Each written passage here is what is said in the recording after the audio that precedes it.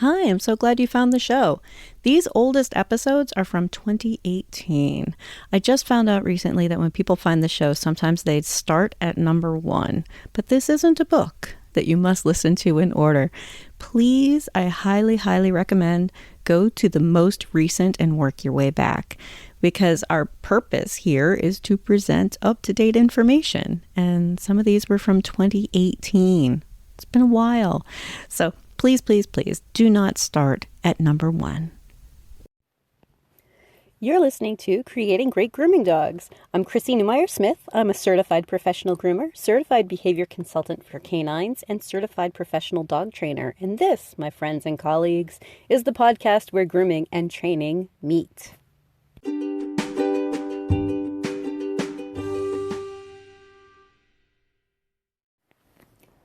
I'm starting this podcast because there needs to be more communication between a wide variety of dog professionals and dog owners. It'll help get us all up to date in making positive changes for the dogs. Grooming is a complicated issue because there are so many things that we do during grooming, but a dog that knows how to be good for grooming is going to have a better time at the vet's office. They're going to have an easier time with their own owners, keeping them clean, keeping their eyes clean, maybe giving medications. So if we can all start talking together and being on the same page, then we can start making some really great changes for these dogs. Grooming starts with talking to our customers. I think that it's very important for us to explain to our customers ahead of time what to expect from a grooming, especially if we've never met the dog. But if we know the dog has problems, I tell all of my customers about my safety policy. And if you are a groomer, I would like for you to implement a safety policy that you explain to customers ahead of time. But let me tell you a little bit what I tell my own customers, is that if at any time your dog starts getting really antsy, really worked up, afraid, aggressive, or even overly silly, I'm going to take the time to back off and calm your animal down. And that's for teaching them to be good for the future. But it's also a safety issue because we are using sharp tools. We're using sharp tools. We're up on a raised surface. There are lots of ways for a dog to get hurt or a groomer to get hurt. And a calm dog is necessary. So when I tell them ahead of time, now we can open a dialogue about, well, what are we going to do if my dog isn't calm? And I also can tell them more about how we handle that. So a dog that isn't calm, I'm going to calm them down because I'm working toward long-term progress. I want them to be calm and cooperative and think that this is not scary. When we push a dog too far, what happens is that they're left thinking that was scary, that was uncomfortable, that was, upsetting.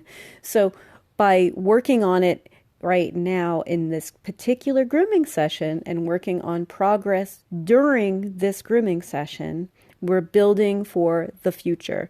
And when I explain it to owners how helpful it can be for them, that this is for you, this is so that your dog can learn how to be better for grooming, for vet visits, for their own handling at home, to be able to, wipe off feet, clean out eye boogies, brush. So when we're talking to them about calming the dog down, I want you as groomers to also be remembering that they're paying us for our time. At that point, it's no longer about if this grooming is perfect. We're not selling perfect trims to dogs with behavior problems. We can save our perfect trims for dogs who are letting us do our job, right? I want you to be thinking in terms of, I am a dog groomer, and I am here to put a nice trim and to take care of your dog on dogs that are good. I'm going to give you a parallel here because I think most of us would not put a trim over mats, right? Whether there's no, the customer's always right. We're like, no, I can't put a trim over mats. That's not safe. That's not healthy. We can't do that. No, I'm not going to make him look cute and leave matted fur underneath. And I want you to parallel that with, I'm not going to try to do a perfect trim over a behavior problem, because that is also not safe. That is not healthy. So we can get out of this whole, the customer's always right, and instead start thinking, okay, I'm going to help you get this dog to be good for the future because we're going to be grooming this dog for 15 years. That's usually the baseline I tell my customers. Okay, the next 15 years of your dog's life, I want those groomings to be something that your dog can handle.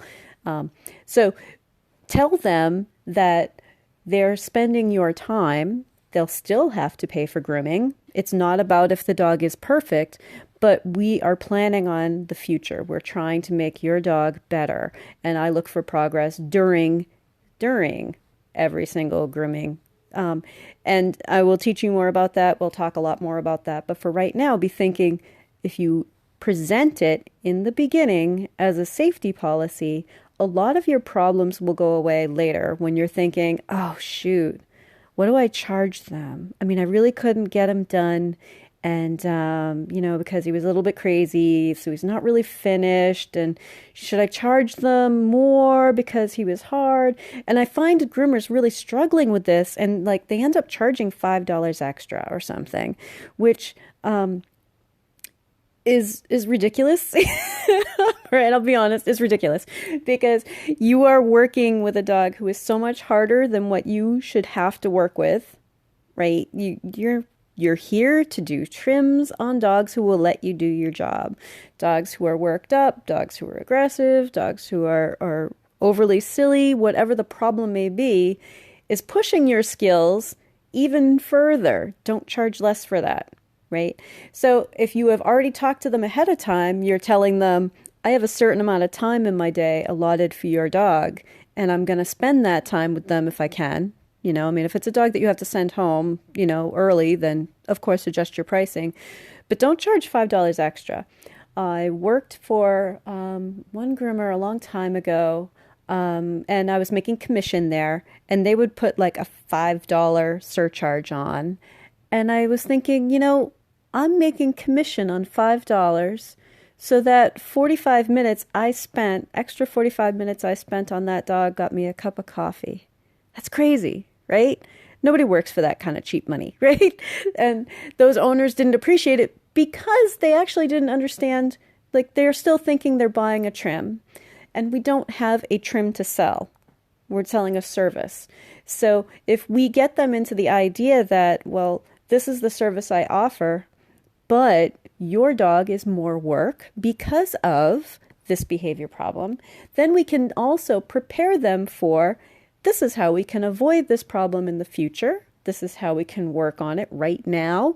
I would like you to have an idea of a trainer locally that you can send dogs to if they're having problems. Of course, I would like for groomers to have more knowledge on how to handle the dogs who are having a problem, but to be able to work on making this dog better for grooming and to prepare the owners ahead of time so that you're still making your money, right? You don't give that away for free.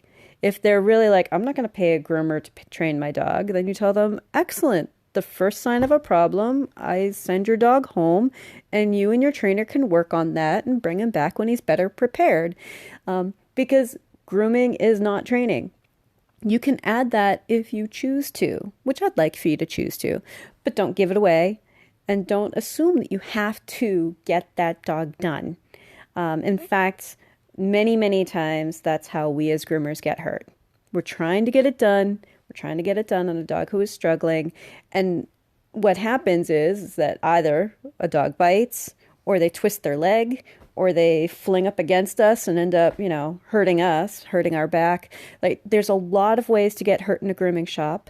Most owners need to understand that. They really don't have a clue. So educating our owners is the first step toward teaching dogs to be good for grooming. And when we have a more educated client base and they know, all right, if he's silly, they're going to work with him and help him be a better dog for future groomings. I don't have a problem selling that. Owners, you'd be surprised. Owners, if we take the time to explain it, they're like, oh, well, yeah, naturally, that makes sense to me. There are a number of training protocols out there for a variety of individual grooming, handling, and husbandry issues, and some of you guys are doing some fantastic work. Sadly, much of this work doesn't reach the grooming table. And my goal is to help us, trainers, groomers, veterinary staff, owners, to look at these issues in a different way and provide more overlap of behaviors and ultimately less work all around for the dog and for all of us. So one of the hang-ups I see is when a trainer makes a beautifully detailed plan that looks overwhelming for a groomer to implement. I'm a behavior geek. I love reading through all of these big plans, but the fact is that a groomer isn't likely to see an 8-step process for putting on a muzzle that could take a week to achieve and implement that, right? That doesn't make sense to anybody who's not a behavior geek. So when we think about that, I really want you to think about, instead, talk about the end goal first, because so many of you have such great ideas, right? Talk about the end goal first. So as an example, the dog will willingly push their nose into the muzzle for easy and safe on and offs and feel comfortable wearing the muzzle. Most groomers would say, hey, that sounds like a nice thing. I would like to have that, right? Then describe the amount of time that it could take, because every dog is different, and the steps that you could use to get you there. And I'm going to say could use because not every dog has to start at step 1. Why do we kind of assume that we would need to start off with, I show you the muzzle and then, good things happen? A lot of dogs don't need to start there. So if a groomer has a better picture of what exactly the end product is and a variety of steps to get you there, then they can also backtrack on their own and say, I think I can start this dog on step 3, right? Or they could say, I think I'd like to send these steps home with the owner, or for the owner and trainer to work on, so that I can then just use this new muzzle skill. I also want to, think about, we spend time working on just one thing, and that may be necessary for an individual dog, but we can multitask. The goal of allowing a person to touch them all over while standing and allow repositioning is amazingly easy for owners to help with at home. We just need to define it for them and help them understand how things work and why things work.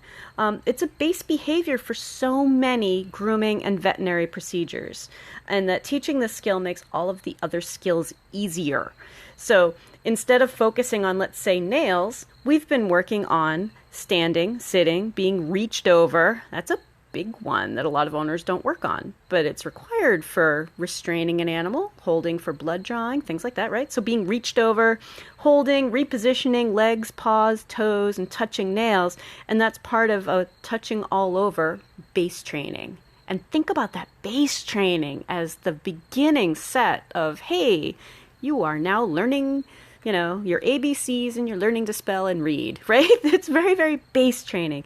And when it comes time to teach about something else, like eye ointment, we don't need to start at the very beginning again, because the dog is fluent in being touched all over as their baseline. So the dog is already fluent in, we're touching your head, we're touching near your eye, we're moving this fur around your nose, we're touching your ears. So we don't need to start at the very beginning for each and every behavior. Being touched anywhere with an object, and then adding the difficulty level of objects that make sound or vibrate or blow air, right, is yet another way to generalize. So a dog that's fluent with being touched all over with things is prepared to learn about something new and skip the multiple steps to introduce it. So if we already have, these behaviors, we can start off with, hey, stand up. I'm going to touch your side with this, and maybe this is a stethoscope or a brush or a bandage or a clipper. But with this knowledge base, it's a matter of introducing the new thing and working some training if the new thing does something different for or to the dog, like deposits ointment into an eye, or wraps around them like a bandage and stays on, or clips off a piece of toenail, or beeps when the thermometer is done taking the temperature, right? So that then we have a little bit of training to do, but we don't have to start at the very beginning. The dog is used to being touched all over, maneuvered, handled, standing, repositioned, and used to being touched with things that make a variety of noises, and is comfortable with it.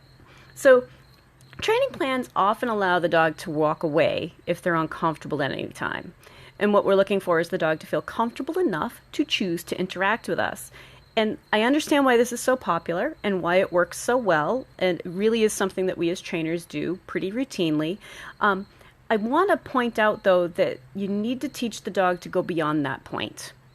When a groomer has a dog on a table, the gold standard of the grooming industry is for the dog to be safely clipped to the grooming arm with a grooming loop and for the groomer to have a hand on the dog at all times. So think about if you're training for not being touched, I'm sorry, not for not being touched, but to be able to walk away when you choose to disengage, then we're not really teaching them what they're gonna need to know for safe grooming. Okay, a dog who expects to be able to walk away is cornered, and that creates a really stressful and unsafe environment. They're on the table, right? They can't get away. And even when we as groomers would like to let the dog walk away, we need to be able to reach for them, unclip them, wrap our arms around them, pick them up, and safely lower them to the floor, where they'll still have to be on a leash because there are other animals in the room. So we need to be thinking about the bigger picture and why grooming skills are a little bit different than veterinary skills, because a lot of that wouldn't have to happen at a vet's office, right? And a lot of that wouldn't have to happen at home if they're simply working on nails.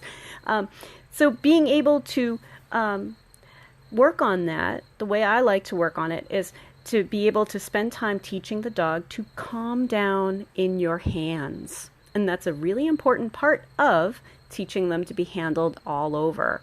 All right, calm down in your hands. We may put the tool down and calm again before moving on, but we can't let go and we can't entirely disengage. So it's part of teaching them to be touched all over, repositioned, get them used to remaining with us and working with us and having gentle, loving restraint and to calm down in our hands, because that will translate to everybody else and it will translate well on a grooming table. Like, hey buddy, all right, let's calm down again in my hands. And when we're working on teaching a dog to be handled all over, it's really easy for us to also spend time teaching them an endurance run, teaching them to do it longer than they want to, and helping them calm down in our hands when they need to, before they can walk away. And unlike veterinary behaviors, a grooming session really is a long skill. It's not fast. It's not like we can do 5 minutes. And I'm not trying to belittle veterinary procedures. I was a vet tech. I understand that the whole veterinary procedure, but grooming is an endurance run. Let me give you an example. Just a bath example for a dog who's let's say the dog is sensitive to having their feet handled. They will need to allow the groomers to 1, spray the feet with water, 2, scrub between the toes with soap, 3, spray with water again, 4, scrub with soap again, 5, spray with water again, 6, smooth in some conditioner, 7, spray with water again, 8, squeeze out the water with the hands or a towel, 9, blow with a high velocity dryer, 10, towel off the foot, and many groomers will also do some brushing and combing. That would be 11 skills, or 11 repetitions, or 12 nail trimming and grinding in the tub too. So that's 10 to 12 foot handling behaviors in just the bath, right? So if the dog was unable to walk away or have a hand on them at all times, they're really stressed out. So we can at least teach them, hey, by the way, this is what it is to be having all of this done, and be comfortable with it and be calm in our hands, and that really better prepares them for grooming. So while you're doing your training sessions with dogs, think about adding repetitions and think about adding some variety. So again, with the bath example with feet, by variety I mean that might be while we're holding your paw, we're also taking a comb, or looking at the underside of the paw, looking at the top side of the paw, moving your leg to check the paw, moving the toenail clippers or a file or a grinder. So be thinking about it's more than just, hey, we're going to touch your paw, and a long pause while we do stuff and click, good job, right? We need to have more than that for the grooming process. Many groomers think that everybody must know that that's how the grooming process works. And I'm not trying to belittle my grooming buddies either, like I see you all as my colleagues. You're all here for a reason. You're all paying attention, and that's awesome, right?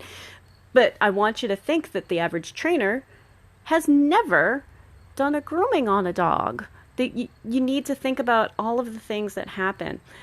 For instance, before the dog is even in the bathtub, they've probably gone through everything on the CGC list, the Canine Good Citizen list, right? They've been walked in on a leash. They've seen dogs. They've seen people. They've been passed off to another person. They've been put in a crate. So many things have already happened before we even get them in the tub. So when I want us to have dogs who can handle more and not have to start at the beginning for everything that we train, it's really going to be important for groomers. It's really going to be important for dog owners. It's really going to be important for the vets and for trainers. Gosh, think about how happy your customers are going to be when you have a broader view of how to help them with their problem, right? What I would like ideally is for groomers to know that there are a variety of trainers near them who know how to teach the dog to be good for the endurance run that is a grooming session. I want veterinarians to know there are trainers out there who can help them. I'm a fear-free certified trainer. I really want everything to be fear-free, whether it's grooming or training. But the idea of just letting a dog walk away when they are uncomfortable isn't going to be the finished product. If you're ready to go beyond the podcast, and I hope you do, I've made it really easy for you. If you go to creatinggreatgroomingdogs.com and click on your next step, you'll see all of the options. There's the Scholar Lounge community, there's the Modern Grooming Professional certification, there's Master Canine Stylist and Professional Canine Stylist diploma testings, there's the Behavior Lab for coaching and private one-on-one sessions with me, and of course, the Master Groomer Behavior Specialist program. So go to creatinggreatgroomingdogs.com and click on your next step.